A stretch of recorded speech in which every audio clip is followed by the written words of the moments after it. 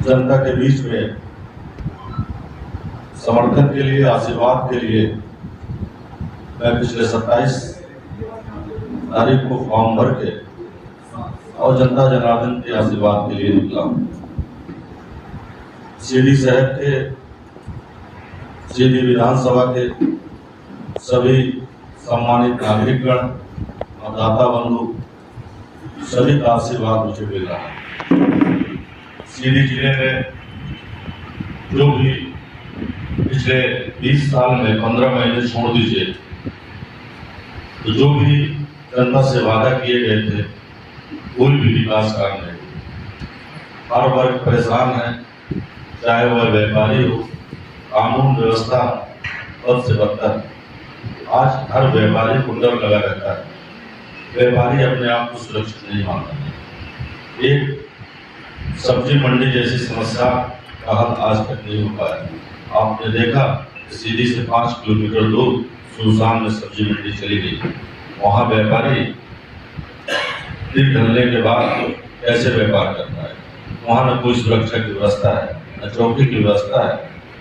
इस तरह एक ये उदाहरण, आप रोजगार की बात देख लीजिए, युवा पढ़ लिख के घर में बैठे हैं, रोजगार के लिए भटक रहे हैं, उनको रोजगार कहीं नहीं मिल रहा। आप किसान की बात देख लीजिए, किसान परेशान है, बिजली महंगी है, किसान जो भी सामान खेती में लगते हैं, जैसे थ्रेसर के सामान, ट्रैक्टर के सामान, डीजल, किराया, जो भी उसमें लगता है, मजदूरी, खाद, बीज, ये रेट आसमान छू रहे हैं।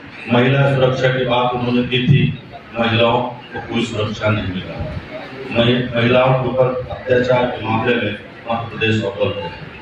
आज मध्य प्रदेश सरकार के ऊपर 3.25 लाख करोड़ रुपए से ऊपर का कर्ज हो चुका। आपने देखा कि जब कांग्रेस की सरकार थी 2003 तक, तो मात्र 27,000 करोड़ रुपए का कर्ज था। आज 20 साल में 3.25 लाख करोड़ कर्ज हो गए। यह प्रदेश कर्ज से डूब चुका है। न प्रदेश का विकास हो रहा है, न जिलों का विकास हो रहा है, न यहाँ रह रही जनता का विकास हो रहा है। इन्होंने एक नारा दिया, भय, भूख, भ्रष्टाचार। आप देखिए, ये तीनों खत्म नहीं हुए। इनके राज्य में तीनों खड़े हैं। इनके राज्य में भूमाफियाओं का बोलबाला रहा है, इनके राज्य में खनन माफियाओं का बोलबाला रहा है। नेता और अधिकारी मिलकर पूरी सरकारी योजनाएं जो आती हैं वो कागज में ही चल रही है, जनता तक नहीं पहुंच पा रही। बहुत सारी जनहित की जो योजनाएं हैं वो सब कागज में सिमट के पड़ी है। ये सब समस्याओं को लेकर हम जनता के बीच में जा रहे हैं और आने वाले समय में मुझे उम्मीद है कि जनता मुझे अपना समर्थन देगी और मुझे विजयी बनाएगी। मैं आपसे भी ऐसा अनुरोध करता हूं कि आप सब मुझे सहयोग करेंगे और कांग्रेस पार्टी के प्रत्याशी के रूप में मुझे विजयी बनाकर मध्य प्रदेश की विधानसभा में भेजेंगे। धन्यवाद। जय हिंद। एक आदरणीय अजय सिंह राहुल भैया और एक अमरेश्वर पटेल जी, और हम सब जो जिले के नेता हैं, हम सब लड़ाई अपने नेताओं के साथ मिलकर, कार्यकर्ताओं के साथ मिलकर, पार्टी के जो हमारा मंडल, सेक्टर, ब्लॉक की है, हम लोग लो प्रोफाइल पे चुनाव लड़ रहे हैं। ये पार्टी भाजपा प्रधानमंत्री को भेज रही है, गृह मंत्री को भेज रही है, तो चिंता वो करें। मैं चिंता नहीं कर रहा हूँ। मेरे साथ संगठन है, मेरे साथ संगठन के कार्यकर्ता हैं और ये 2 नेता है। मैं आपको एक उदाहरण बताना चाहता हूँ, आपका अच्छा सवाल है। एक उपचुनाव सीधी में हुआ था और उसमें मानिक सिंह जी चुनाव लड़े थे और मध्य प्रदेश के मुख्यमंत्री शिवराज सिंह जी कम से कम 72 सभाएं की और आदरणीय राहुल भैया जी और स्वर्गीय रंजीत पटेल जी 2 लोग मिलकर पूरे संसदीय क्षेत्र का दौरा करके और उनको जिताया। तो यहाँ चाहे नरेंद्र मोदी जी हैं, चाहे गृह मंत्री जी हैं, यहाँ कोई जनता के बीच में कोई फर्क पड़ने वाला नहीं है। उसका कारण है यहाँ के जो लोगों का जुड़ाव है, वो जुड़ाव राहुल भैया के साथ है, वो जुड़ाव अमरेश्वर पटेल जी के साथ है, वो जुड़ाव हमारी कांग्रेस पार्टी के नेताओं के साथ है, हमसे है। जो अपेक्षाएं हैं वो हम लोगों से है। प्रधानमंत्री जी क्या करेंगे? एक दिन आएंगे और भाषण देके चले जाएंगे। जनता को क्या भाषण सुनना है? जनता को भाषण नहीं सुनना, जनता को दुकान से मतलब है। विश्वास कहाँ है? विश्वास इन घरों में है। कांग्रेस पार्टी कल शिवराज सिंह जी ने कहा कि जब भी प्रियंका गांधी कांग्रेस में आती है ये तो शिवराज सिंह जी अपने पूरे जो उनका कार्यकाल रहा है तो आप उठा के देख लीजिए, तो इसका जवाब आपको मिल जाएगा कि प्रियंका गांधी जी की जूट की दुकान है कि माननीय शिवराज सिंह जी की जूट की दुकान है। इस जिले में विकास करने के लिए संभावनाएं न हो। 20 साल पहले उन्होंने कहा था कि कांग्रेस ने 60 साल में क्या किया। 20 साल पहले उन्होंने कहा था कि सीधी का विकास नहीं होगा। दाऊ स्वर्गीय कुमार अर्जुन सिंह जी का नाम लिया, बोला उन्होंने कुछ नहीं किया।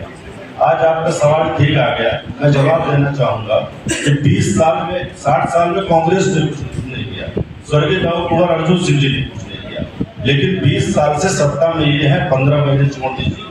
20 साल में इन्होंने ऐसा क्या किया? कितने मेडिकल कॉलेज आ गए, कितने इंजीनियरिंग कॉलेज आ गए, कितनी रेलगाड़ियां आ गई, कितने बांध बन गए, कितनी फैक्ट्रियां लग गई। इसी बात को लेकर ना वो कांग्रेस पार्टी को घेर रहे थे। तो ऐसा कौन सा काम इन्होंने कर दिया? एक बस स्टैंड बनवाने में इनको पूरे 10 साल लग गए, उसको चालू कराने में पूरे 3 साल लग गए। आज भी बनने के बाद अच्छी तरह से संचालित नहीं हो रहा है। एक चौकी वहां स्थापित नहीं हो पा रही सुरक्षा के दृष्टिकोण से। 7 बजे के बाद चले जाइए तो वहाँ दारू पीने का अड्डा बन गया है, वहाँ जो अपराधी हैं वहाँ अड्डा बना के रखते हैं। तो ये सीधी जिले के लिए क्या दे रहे हैं? सीधी जिले में मैंने कहा कानून व्यवस्था पटरी से उतर चुकी है। ये आदिवासियों की बात करते हैं, मैं आदिवासियों को भी इससे जोड़ना चाहता हूँ। कहते हैं कि आदिवासियों की सुरक्षा, आदिवासियों का सम्मान मेरा काम है। सरकार हमारी उनके लिए हमेशा चिंतित रहती है। आपने दसमत कांड देखा कि उनके ऊपर पेशाब किया गया और भाजपा नेता से जो भाजपा पार्टी से जुड़ा हुआ व्यक्ति निकला। आपने देखा कि पत्रकारों के साथ मारपीट हुई, उस विषय में भाजपा से कहीं न कहीं उसका संबंध है। तो ये जो कहते हैं ये कुछ करते नहीं है, इनका सिर्फ सत्ता में बने रहना। कैसे हम सत्ता में बने रहे? धर्म और जात की राजनीति करते हैं, विकास की राजनीति कभी नहीं। विकास की राजनीति करते तो ठीक है, कांग्रेस ने 60 साल में कुछ नहीं किया, तो 20 साल में मेडिकल कॉलेज है, इंजीनियरिंग कॉलेज है, रेलवे स्टेशन, रेलगाड़ी, एक हवाई अड्डा था वो भी बंद हो गया। आज वहाँ जहाज नहीं उतर रही है। तो चुनाव लड़ता है, जहाँ से लड़ता है वो ढांचा उसके लिए समर्थन पे काम करता है। फिर हमारे 2 नेता हैं पार्टी के और मध्य प्रदेश में वरिष्ठ नेता हैं, उनके सबके सहयोग से, सुझाव से और मार्गदर्शन में चुनाव जीता जाता है। यही रणनीति हम लोग की है।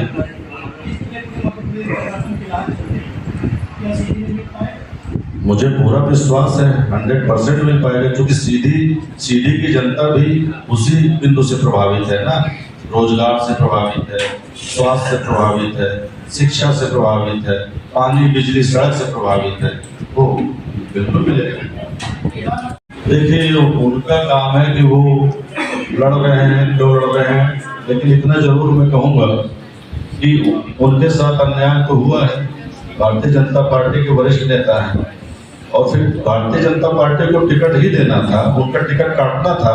तो स्थानीय लोग जो भारतीय जनता पार्टी में सीधी जिले के लोग हैं, सीधी विधानसभा के जो लोग हैं, उनको प्रत्याशी बनाया जाता है। अब सिहावा विधानसभा से और जो सांसद है उनको प्रत्याशी बनाया जाना और 9 सांसद और 3 केंद्रीय मंत्री का चुनाव लड़ना, ये सब इस बात को साबित करते हैं कहीं न कहीं ये सत्ता से बाहर जा रहे हैं। उनको डर है